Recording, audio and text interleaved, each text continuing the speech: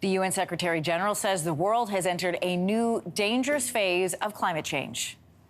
The era of global warming has ended. The era of global boiling has arrived. That's Secretary General Antonio Guterres, adding that the air is unbreathable, the heat is unbearable, and the level of fossil fuel profits and climate inaction is unacceptable. This summer, Canadians have experienced heat waves, air quality advisories, and wildfires and flash flooding. Gordon McBain is a climatologist and professor emeritus of geography and the environment at Western University. He is joining us from London, Ontario this morning. Welcome. Good morning to you. Pleased to be here. Secretary General chose his words very carefully, and we know it's hyperbole, but the use of language like boiling is shocking. Why did he choose such strong language?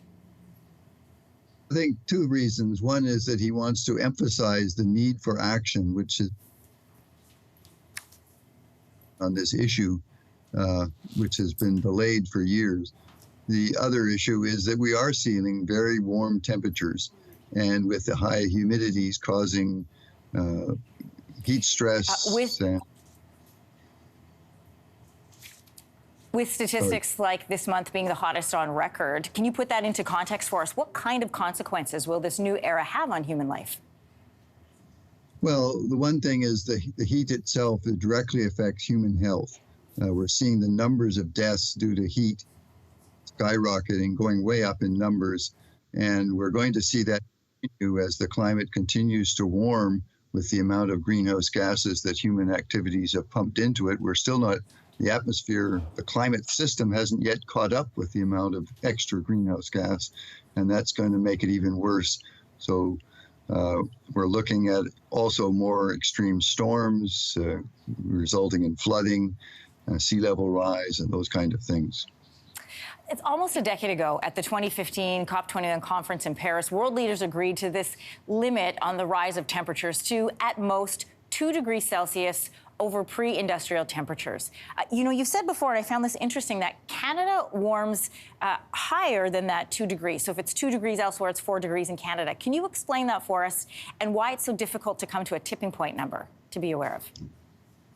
Well, Canada, well, first of all, the number 2 degrees C is the global average, and that includes the areas over the ocean, which are not warming as fast as the areas over land. So Canada, being primarily a land country, except for our coastal zones, warm faster, and we're warming at about twice the rate of the global average. And the Canadian Arctic areas are warming at 3 to 4 times as fast as the global average. Wow. And that's due to this land areas and the fact that the higher latitude regions, the areas closer to the North Pole, will warm much faster than the areas closer to the equator. What do our main priorities need to be if we want to avoid catastrophic results, some of which you've described for us already? We need to take action to reduce our exposure and vulnerability to these extreme events, because they're the ones that are causing the impacts on health and property damage, etc., of all kinds.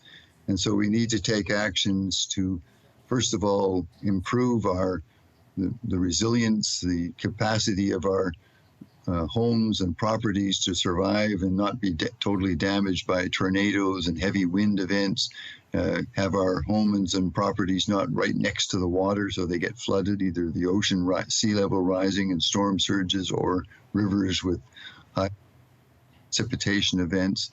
So we need actions to, as we say, adapt to the reality of a changing, warmer climate that is happening now and will continue to happen for at least 20, 30, 40 years, probably more than that, through to the end of the century. And we also have to take action to reduce our greenhouse gas emissions. We've got to start really taking action as opposed to just talking about it. Western University Professor Emeritus Gordon McBain, great to have you with us on this conversation, especially with the comments from the UN Secretary General today. Thanks for being with us. Thank you for inviting me, and take action yourselves. Hey, thanks for watching. If you liked this, be sure to subscribe here, or you can check out more Your Morning videos right here.